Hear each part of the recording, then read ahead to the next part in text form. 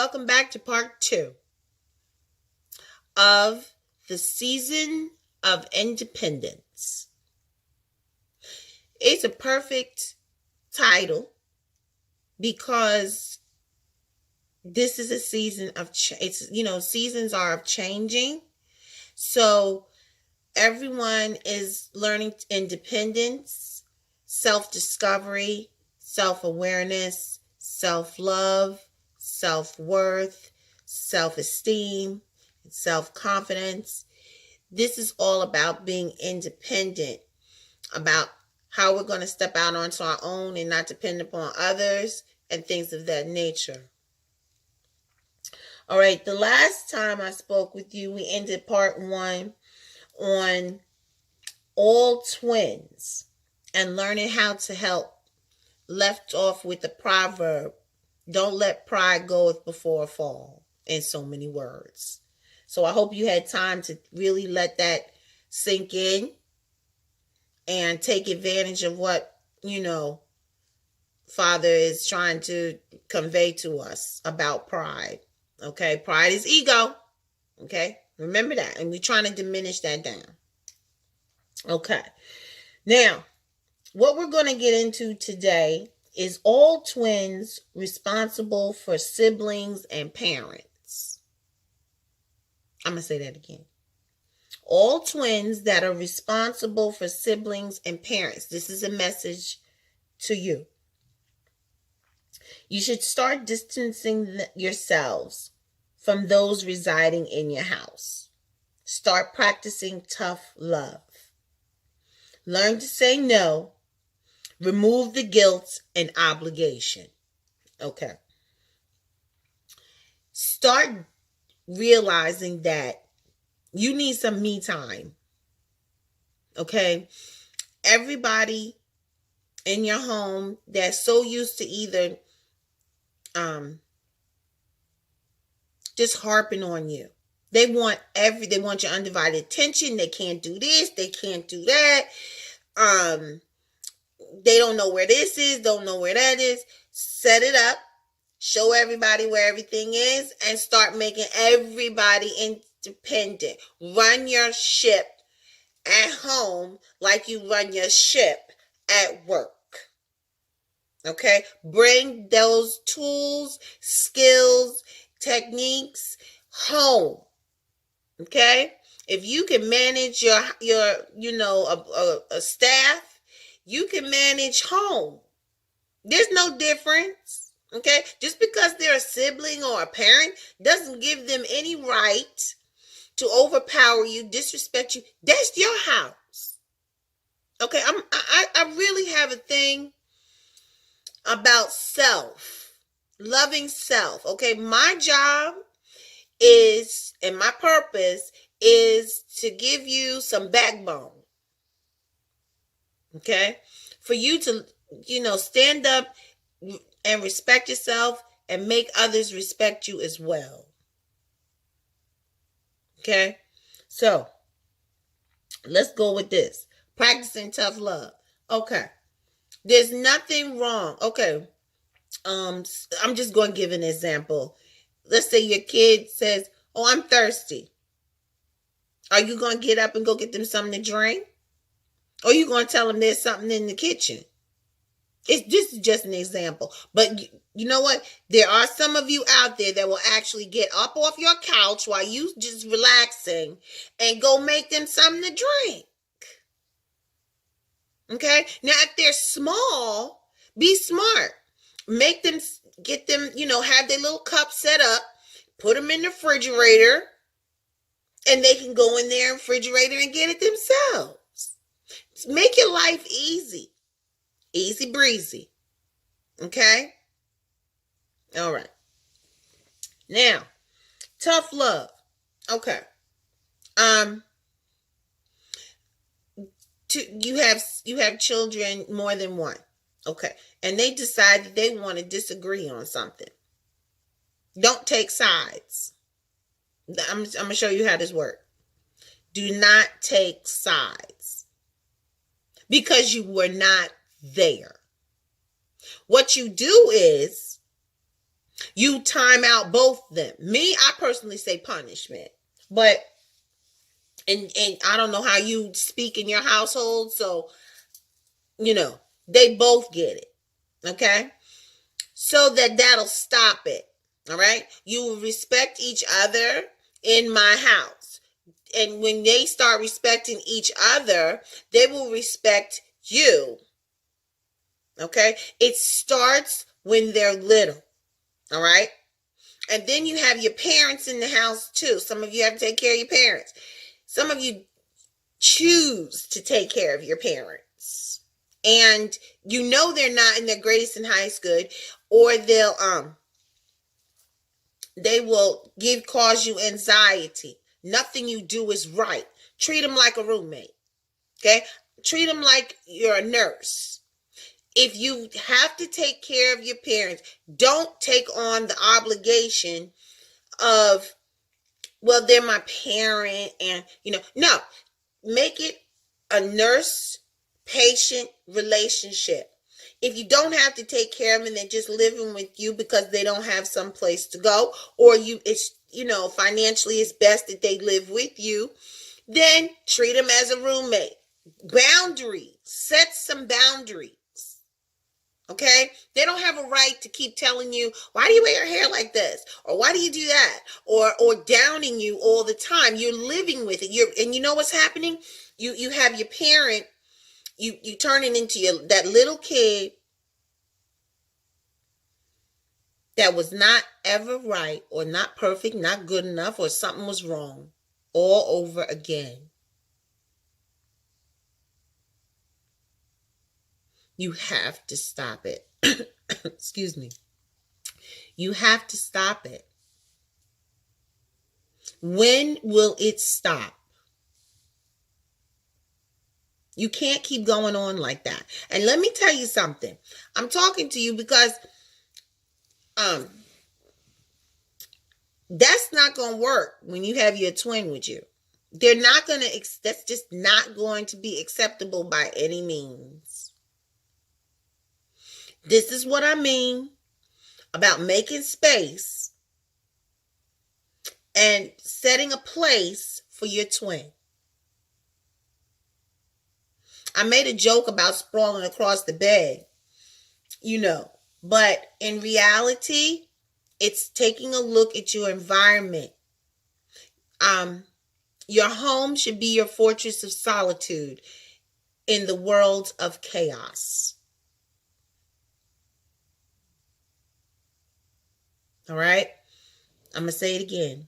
Your home should be your fortress of solitude in the world of chaos. Okay? Now, here we go. Learn to say no. Okay. I have a video called In the Know. I will put that in the description box below as well. Okay. Now check this out. Do you always say yes? Because it's easy to say yes. Do you say yes?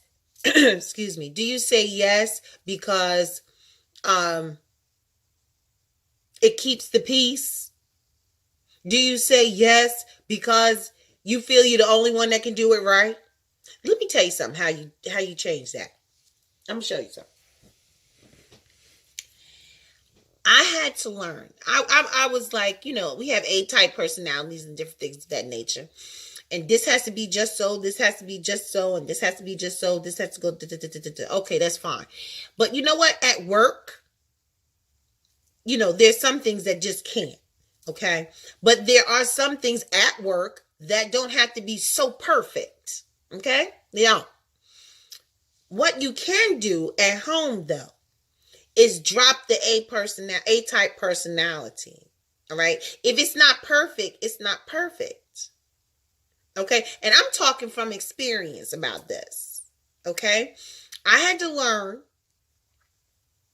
how to designate someone else in the house to do something for me. But if I didn't like the way it was done, I'd rather do it myself. Well, you know what? You show the person how you prefer it to be done. And if they don't do it right and it causes a problem, then you have a conversation with this person. But a lot of them will purposefully not do it correctly so that they don't have to do it. But guess what? You're going to make them do it anyway. That's a part of tough love as well. Okay? Remember that. You don't let these people play you. Kids will play you. And your parents, I don't even have words for them what they do.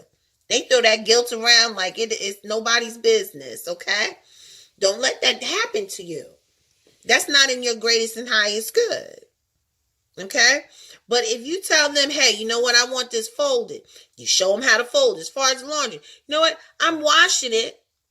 Fold your own clothes. Make something easy for yourself. Sit down together and everybody fold.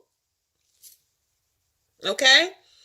Try to make it, take the pressure off of yourself. Again, your home should be your fortress of solitude. Okay. Focus switch. Know when you're product of your environment, wearing others' energies. Fear is not your own, but others. They fear your change. Now, this is the way this happened. All right, check this out.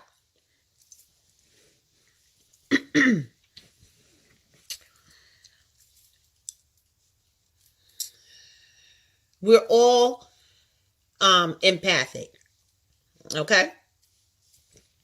And we can all feel the vibration or switch in frequency of energy, okay? So some are more sensitive than others. Some can control that type of situation more than others. But I'm going to tell you right now, your home should always be your fortress of solitude. I'm going to say it again. Okay? So let's work on that. You have people that are in your home. But mind you, they're still 3D. They're not awake yet. And they still learning. Okay. So with that being said, they see your change and they fear it. I'm going to say it again.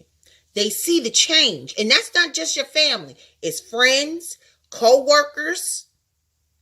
And I know when you look in the mirror, you see a different person as well. If your ego, conscious mind has you flipping out in fear of change, what do you think it does for the environment that you live in or that surrounds you?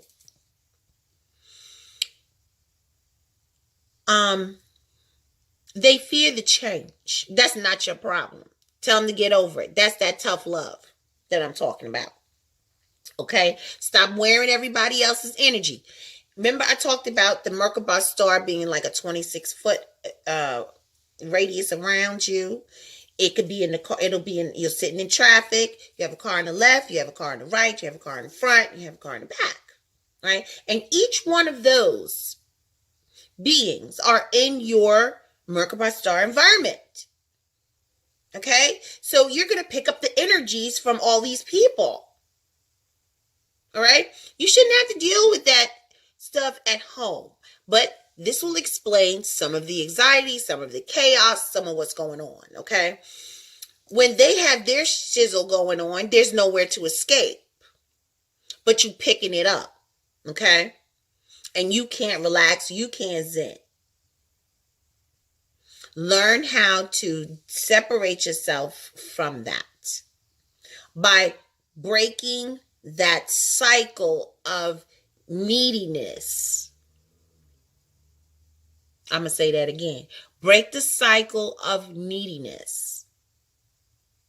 Tough love. Okay. Now, all twins in demonstrated partnerships. It seems that some twins are with these partners because they're expecting. All that are based on lies will be exposed. Now that's juicy. I'm going to read that again for you. I'm going to take it real slow that you can let that sink in. This is where it really gets juicy. Yes. Okay. All twins that are in demonstrated partnerships. It seems that some twins that are with these partners only because they're expecting. Okay? That means that the demonstrated partner is either pregnant or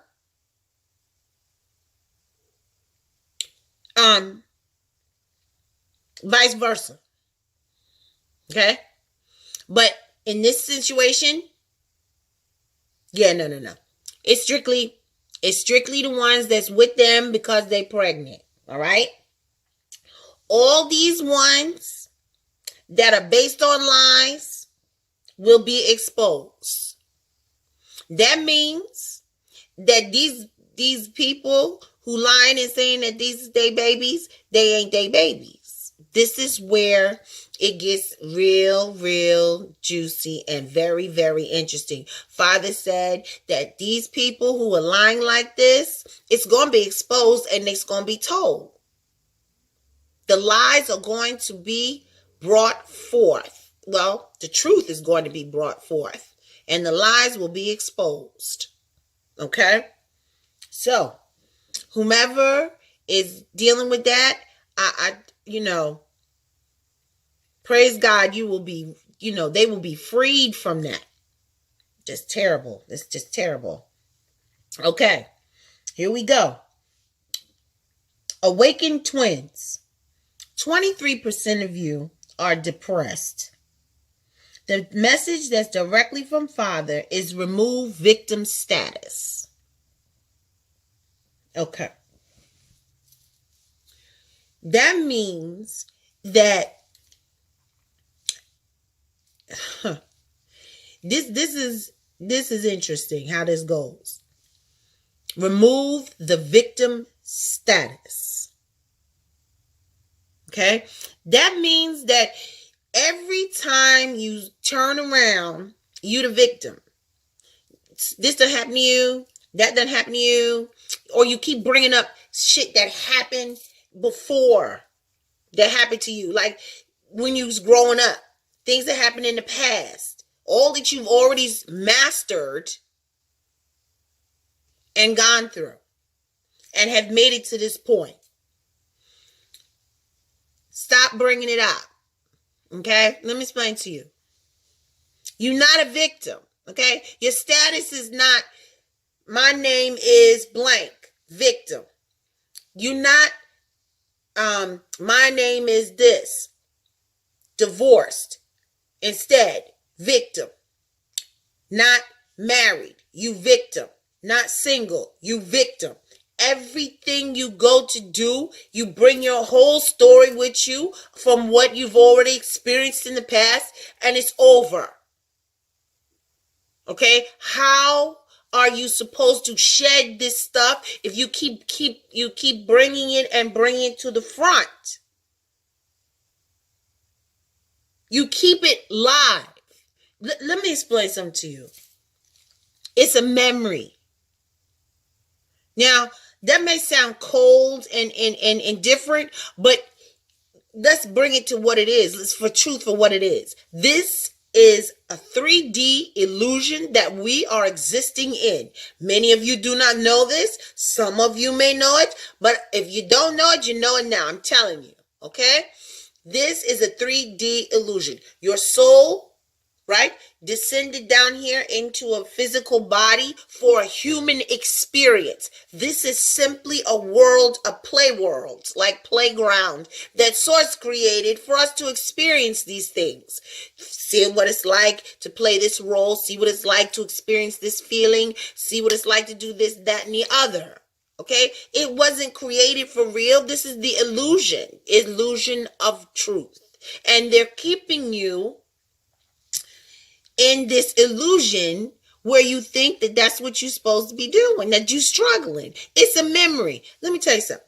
I use the same example with somebody else. A child falls down on their bicycle 3 days after their birthday, which on their birthday, they received such bicycle. Okay? Now, they were all happy and excited when they received this bicycle on Saturday. Tuesday, they fall down, scrape their knee and hurt themselves with said bicycle. Now, is that going to be difference in memory 3 weeks later? What's the memory? I fell down and hurt myself on my bicycle. Are you going to get back up on that bicycle? Is the child going to get back up? How are you going to handle that situation? You got back up on the bicycle and you kept going. Are you going to still talk about you falling down on the bicycle? It's the same weighted memory as when you received the bicycle. Think about it. They're all faded memories. I'm going to give you a second to let that marinate. It's a faded memory. It may not be a pleasant one, but you survived. And what you should do, we should be doing, is looking at the scar and saying, okay, you know what, that transpired. I made it out of that. Now, why did I write that into my story to fall down? What happened? What was all centered around that accident of falling on this bicycle? That's a whole nother story. And I can teach you about all that. But in this instance, we're going to stay focused and understand it's still a faded memory. Stop playing victim. Okay. Next. A lot of you are not seeking or pursuing their soul mission. I know I talked on this before. And it's very imperative that you get down to it. Okay? The inner child work will help you reach that goal. It's difficult to know what your soul mission is without connecting to your higher self. It's difficult to know what your soul mission is when you're not in tune and in alignment with all there is with yourself and your inner child. Okay? You're not supposed to be sitting around twiddling your thumbs waiting for the twin.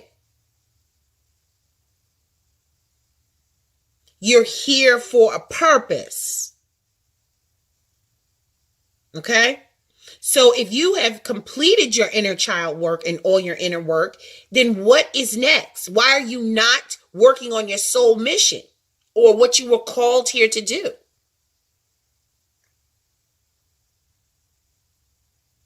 You don't stop moving. You keep going. You grow forward. Okay. The awakened twins are finally learning to be independent with no more crutches. Yay, you. Some of you have really, really grown so much till Father was like, we gonna put this in there. So yay, you. How about that? Yes. Okay. Next. Single awakened twins. Female gender update. 26% of you that were seeking employment will be relocating. So start preparing yourselves. Those of you that have applied for these positions, start looking in a different area for to relocate. They may want you to commute, or they may offer you something else but it requires you to move. Okay. Start looking at schools in those areas and different things of that nature. Be prepared that when if you waiting for this job and this job comes up, have you taken any of that into consideration? The schools, the school district, anything of that nature, you may have to move. It may be better that you do move. It may be easier for your child to attend that school while you work. Look into situations like that as well. How long is this commute? Will it be easier for you to move? All right. Think about it. Okay. Okay. Awakened twins and demonstrated partnerships. All right. They've become self-aware in their inner change. I'm going to say that again.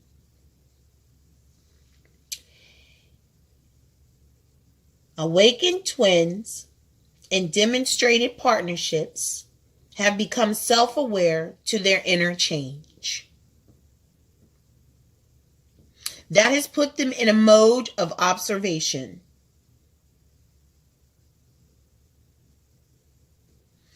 They've come to terms to realize that their situation is not getting any better, and it's only a matter of time before it's over. I'm going to say that again. Some have come to terms and realized that their situation is not getting any better. It's only a matter of time before it's over. So some of you stop ignoring the signs. Stop ignoring the signs. My prayers go out to you for endurance and strength. But you can do it. All right? Okay. Unawakened twins, new information develops. Okay, so something is happening with these unawakened twins. They're in self-realization mode. They're starting to see that there's something off about their environment, what's going on with them in their lives. Things are different. They feel the shift but can't pinpoint what's happening. Okay? All unawakened twins that have made the twin flame journey choice are walking into inner peace. I'm going to say that again. All unawakened twins that have made the twin flame journey choice are walking into inner peace. I'm exceptionally happy for them. That means it won't be too much longer. Okay?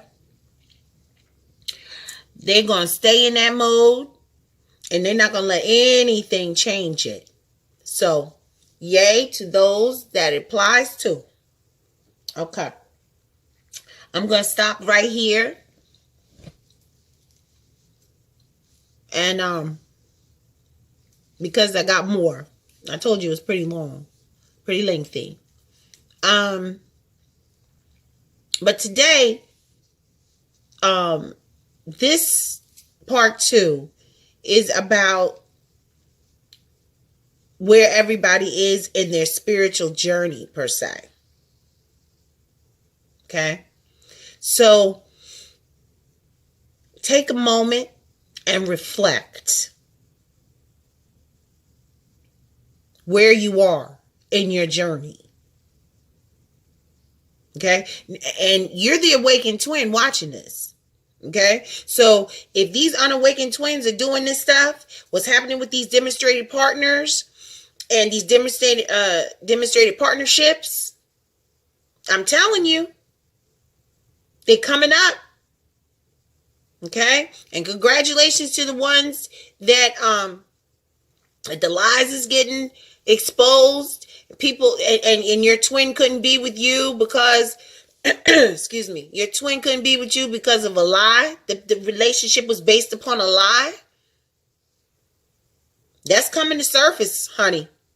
It's coming for real, for real. All right? And I'm so happy. I have chills just thinking about that for you guys. Because it's about time. Just saying. Okay? So anyway, this ends part 2 of the season of independence. Make sure you come back for number 3. Love you all. Wonders to thee.